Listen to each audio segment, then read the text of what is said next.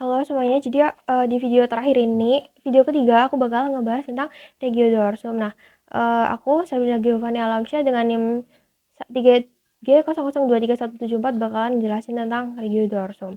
Nah, regiodorsum itu apa sih? Yang sebelumnya tuh regiodorsum itu ada di otot-otot daerah punggung. Nah, itu tuh ada 3 lapis. Yang pertama ada bagian superficial, bagian mediana, dan juga profunda atau bagian yang lebih dalam. Nah, kelompok superficialis sama mediana ini tuh uh, termasuknya otot otot eksternal atau berkembangnya embriologinya nggak berasal dari dorsum itu sendiri. Terus juga kalau misalnya otot yang profunda itu tuh intrinsik karena perkembangan embriologinya itu terbentuk dari dorsum itu sendiri. Nah, sebenarnya yang penting dari itu semua itu kelompok di superficialis ya. Kalau kelompok superficialis sendiri tuh trapezius, latissimus dorsi, sternocleidomastoideus, dan juga yang mediana, yaitu levator scapula, rhomboideus major et minor, dan juga serratus posterior. Yang pertama ada musculus trapezius. Nah, kalau misalnya musculus trapezius ini tuh uniknya karena melebar dari bagian leher sampai bagian punggung bagian atas. Nah, kalau misalkan di trapezius sendiri itu dibagi jadi 3 parts. Ada ascendens, ada transversum, dan juga ada descendens.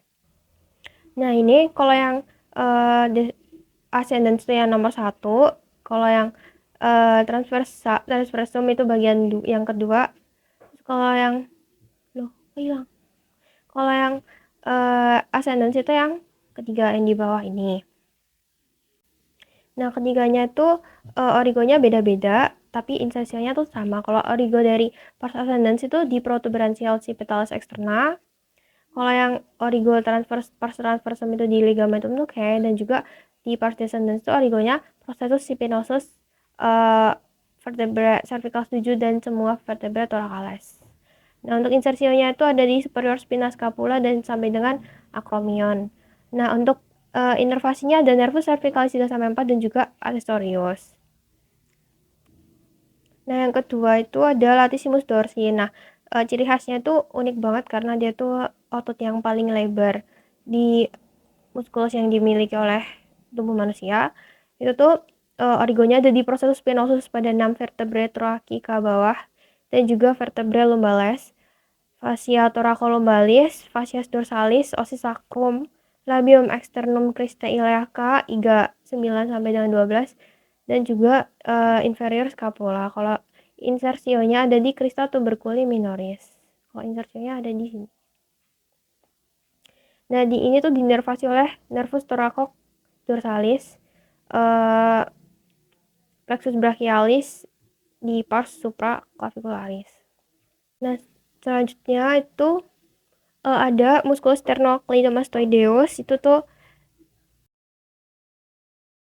Nah, itu untuk origonya itu ada di manubrium sterni osternum, lalu insersionya ada di bagian processus mastoideus os occipitale dan diinervasi oleh nervus cervicalis dan juga nervus accessorius. Lalu selanjutnya ada musculus levator scapula, itu tuh untuk mengangkat scapula gitu. Lalu origonya ada di processus transversus 1-4 dan juga insersionya di margum medialis di atas trigonum spina scapula. Inervasinya oleh nervus cervicalis dan juga nervus dorsalis. Nah, selanjutnya pada rhomboideus major, yang mayor itu yang gede.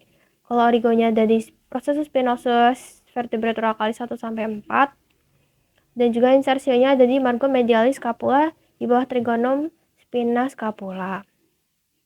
Atau disebut juga di sebelah caudal spina scapula. Inervasinya oleh nervus dorsalis scapulae. Lanjutnya itu ada di bagian atasnya rhomboideus major, itu ada processus spinosus, ada musculus rhomboideus minor yang berorigo di processus spirosus vertebrae cervicalis 6 sampai vertebrae thoracalis 1. Dan insersionya ada di margum medialis scapula setinggi trigonum spina scapula. Nah, inervasinya oleh nervus dorsalis scapulae, plexus brachialis, pars supraclavicularis. Fungsinya itu sama dengan yang mayor, yaitu aduksi skapula dan rotasi ke atas skapula.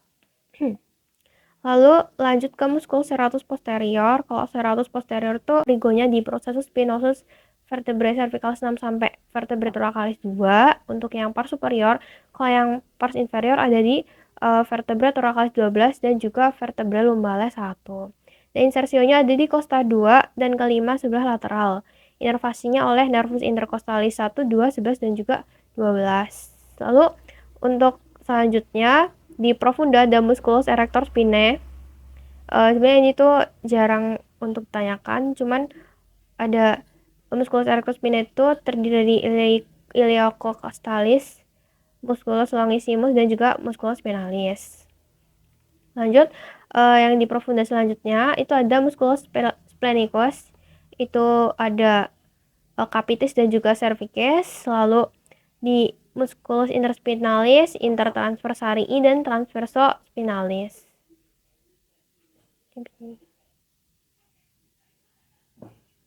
Nah, selanjutnya tuh aku bakal ngebahas tentang winged scapula. Nah, winged scapula itu adalah kejadian patologis yang itu tuh skapulanya tuh kayak kelihatan bersayap gitu karena menonjol dari bagian belakang.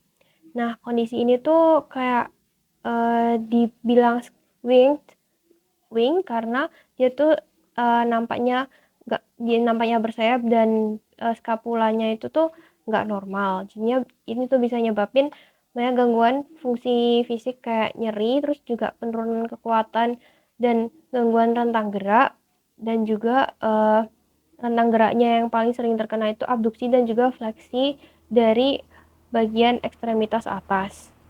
Nah, kayak gini tuh bisa terjadinya kenapa? Karena ada lesi pada nervus thoracalis longus.